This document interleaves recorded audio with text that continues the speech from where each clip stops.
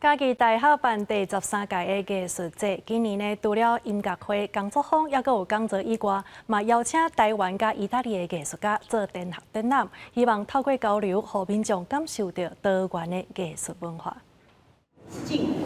它会上面弄一些元素，让画面动起来。详细向来参观的民众绍介艺术家的作品。来自台湾甲意大利的艺术家，做伙用因的作品举办国际艺术展览，无共文化背景的创作，希望让参观的人有多元的艺术体验。东西方的对话产生一些不同的一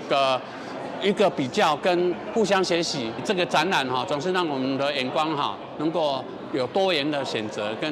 跟吸收啦。展览也是讲音乐，甚至足侪种的这个艺术展览，是一个多元化的这个艺术展览，我感觉对在地是真有帮助。2024嘉义大学艺术节为顶个月10日开始，连续3个月的时间，除了展览，也有音乐会、工作坊、讲座等等计共19场的活动。另外，嘛有邀请嘉义地区其他的大学做伙下领域创作，希望透过艺术参与的方式，增加在地艺术的发展。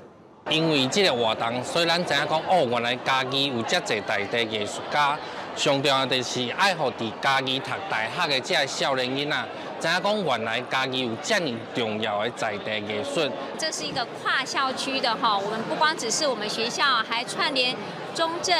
吴凤，然后做一个联展。这个艺术节13日港伫嘉义大学民雄校区开幕，真侪来参加的在地艺术家或者是团体都表示，嘉义大学艺术节已经举办13届，若是艺术展现的平台，嘛已经加做民雄地区一个真重要的文化活动。记者林慧婷，嘉义报道。